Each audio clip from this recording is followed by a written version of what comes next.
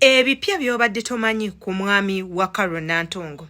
Anti we bwakeeredde olunaku lw'ejjo inga Nantongo omuyimbi munnange bamaze omunaanika akawita kali Will You Marry Me?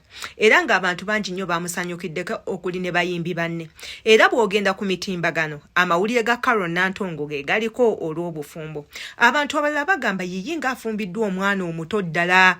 Omwana nga muto. Abaana basalawo kuwasa bakazi bakulu. Nze ekyo sigenda kukyogerako kubanga buli omu mmanyi Katonda yamutondera omuntu gw'alina okubeera naye. Emikolo gyo gyagenze maaso era akawita ne bakamunaanika. Essaawa yonna tulinda mukolo ogwa ddala. Tulinda kwanjula, tulinda n'ambaga. Yenze Sheila Adita, bw'oba obadde tunaba subscribinga ku YouTube channel yange, jangu subscribing. Okwate ku kade nga buli video yonna gye ntekayo ekutuukako bulungi. Teweerabira commentinga ku butambinga bwe tuteekayo tumanye endowooza yo. Tubeebaza yonna gye musinziira okubanga mulaba obutambi bwaffe bwe tuba tutaddeyo temujjanga okwo mweyongerere ddala okusubscribinga naffe tuba tuuseeko ebyo mwagala. Tuli ku mukolo gwa Nantongo, Carol Nantongo the beautiful munnange agenda kubanga afumbirwa omulenzi we gwamaze ebbanga nga beeyagala. Nkiddamu omulenzi we gwamaze ebbanga nga beeyagala. Era nga bano batuuse ku nzikiriziganya ne bagamba gwe tolaba nti kyekiseera tutandika okubeera ababiri. Tulaba nti tulina okuva mu bintu by'okwekwekerera ensi yonna ekimanye nti nno tweyagala. Naye bigamba nti omwami Eddie yawe si musanyufu ku bintu ebyo ebigenda mu maaso kubanga ye yali akajiiko ka mwana muwala Carol Nantongo. Bano nno baayawukana bubi nnyo. Kuviira ddala ku luyimba lwe baakola bonna ndowooza engabana n'egaana oba omwami n'ayagala okukwata mu nva ng'omwana muwala tannaba kuzijjula. Ebyo byonna bigambo byaffe wabula ng'ate era omwami Misa Kisemakula alabikiddwako nga musanyufu nnyo ku lw'okusalawo kwa mutabani we. N'amugamba okoze ekintu ekituufu.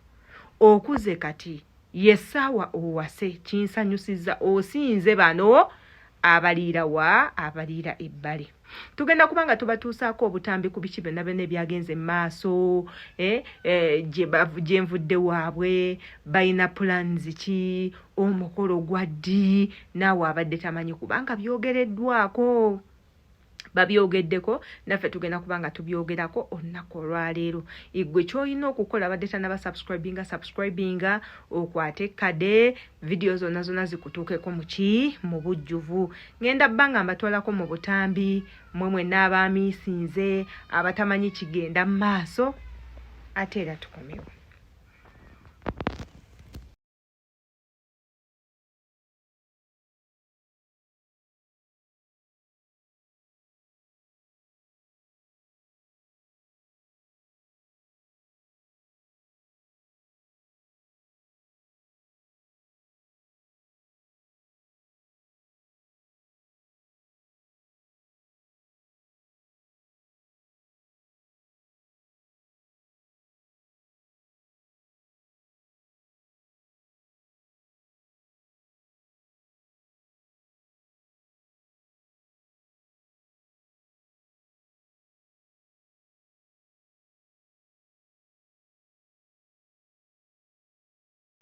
Kyemmanyi buli mwana w'obuwala ayagala okutuuka ku ekyo. Kyemmanyi buli mwana wa buwala ayagala okutuuka ku ekyo. Lwakuba munnange ffe abamu tugenda ne tutomera tubeera na birooto birala kufuna abasajja batwagala, abasajja banaatulabirira. Katonda n'akuwa omusajja ng'omusajja talina nakyagenda kukola mu bulamu bwo. Katonda n'akusuulako omusajja nga mutamivu agenda kusiibya ku miggo, agenda sula ng'akukuba. Katonda n'akuwa omusajja atasobola naggula mmere ya 13 waka. Katonda n'akuwa omusajja nga mukopi okufaako obufi. Katonda n'akuwa omusajja ng'agenda kukumalako emirembe. Kyokka ffe tuba ebbali tube eno nga tusaba Katonda atuwa abaki abasajja wabula n'atuwa ate abasajja ffe be tuteetaaga. N'atuwa abasajja ate be tutalina kubeera nabo. Ebintu ebyo nabyo bannange bisumbuwa. Naye Katonda wakeera ku makya n'akuwa omusajja akutegeera, musajja anaakwagala, musajja anaakubeererawo, omusajja anaakulabirira, weesunangako nnyo. Wabula ng'ate naawe atannaba kufuna topapa. Muganda wange topapa, teweeteeka kasuubo, teweeteekamu muguwa, togenda mu basawo nti olw'okuba onoonya musajja nedda. Omusajja omutuufu ajja kujja mu kiseera kye ekituufu. Katonda waana wonna Katonda waakuweeredde omusajja kibeera kirungi era guba mukisa gwo. Wabula ne wonoogezaako okumunoonya nga Katonda tannaba kusalawo nti ekiseera bwe kiti ogenda kuba mufumbo, ogenda kubala kuba nga okisina mazzi mu kisero. Mubeere bagumiikiriza oba okuze mu myaka oba tokuze, gwe omuntu wo ajja kujja. Tulabyeko abantu bangi nnyo nga bafumbidde mu myaka emiwanvu, emyaka emikulu. Olaba ba Mariam Ndagire tebannafumbirwa, ba Juliana tebannafumbirwa. Olwo gwe ali just mwasatu mwogumu mugumiikirize ate era musabe nnyo. Fe abaana abawala ebintu ebijja mu bulamu bwaffe bingi nnyo, omuli abantu abatatwagaliza n'abatukola ebintu ebikyamu. Oyina kusaba nnyo buli opportunity gy'okutte mu bulamu gikwate ogikola otya, oginyweze. Wabula ng'ate Carol Nantongo munnange tukwagaliza birungi byokka mu bufumbo byo, tukwagaliza obeere mirembe mu bufumbo bwo, tukwagaliza obufunemu birungi byokka, obeere musanyufu kubanga ekikututteyo ssanyu.